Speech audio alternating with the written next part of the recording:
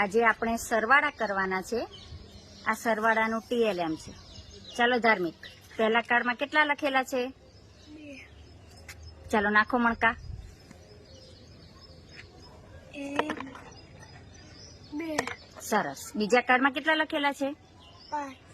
મણકા નાખો. 1 2 3 4 5. સરસ. ચાલો ગણો મણકા.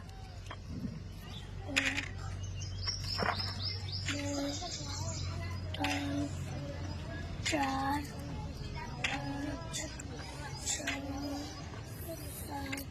કેટલા થયા? 7. તો ચાલો 7 લખેલું કાર્ડ હોય એ લગાડી દો.